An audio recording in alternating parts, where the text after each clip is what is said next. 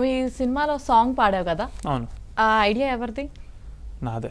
నీదేనా? మొత్తం వాడిదే. ఇంకెవ్వరు అసలు ఐడియా కూడా ఇవ్వలేదు, ఎవరు సపోర్ట్ కూడా చేయలేదు నిజానికి.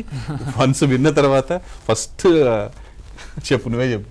ఫస్ట్ యాక్చువల్గా పాడే ముందు నేను మా మ్యూజిక్ డైరెక్టర్ చెప్పాను నేను సాంగ్ పాడతానని. అతను బ్రో అవసరమా బ్రో ఎందుకులే అంటే, నేను ఎప్పుడు పాడలేదని తెలుసు. I'm not a professional singer and మూవీలో పాడాలంటే మూవీ అంటే ఒక పెద్దది గ్రాండ్.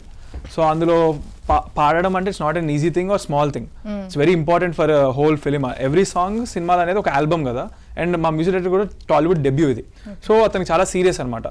అతను నాకు ఏం చెప్పాడంటే, బ్రో ముందే చెప్తున్నా ట్రై అయితే చేద్దాము, కానీ బాగాలేకపోతే కనుక మనం వేరే వాళ్ళతో ప్రొఫెషనల్గా పాడించుకొని మనం పాడదాం, ఎందుకంటే ఇది నా లైఫ్, నా ఆల్బమ్ అని చెప్పంటే, అరే బాబు నాకు అంత ఎక్స్ప్లెయిన్ చేయాల్సిన అవసరం లేదు, నువ్వు బాగాలేకపోతే నువ్వు కానీ నేనే తీసేస్తా, నా సినిమా కూడా కదా ఇది అని చెప్పాము. అలా ట్రై చేసాము.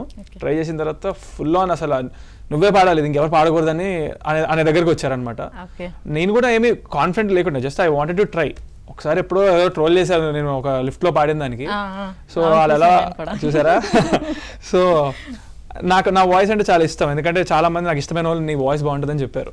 సో అలా చెప్పిన తర్వాత అలాంటి వాయిస్ ని ట్రోల్ చేస్తారా అమ్మా, అలా అవ్వకూడదు కదా అని చెప్పి ట్రై చేద్దాం. ఇష్టమైన వాళ్ళు ఎవరు?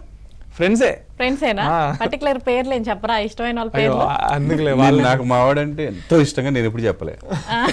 నీకు వాయిస్ మెసేజ్ పెట్టంగా, నీ వాయిస్ మెసేజ్ పెట్టి వాళ్ళు ఎవరైతే ఉంటారో మళ్ళా పెట్టు అని చెప్పి అడిగారు అనమాట. సో అలాగా. కానీ బాగుంది, నిజంగానే బాగా పాడారు. Thank you so much.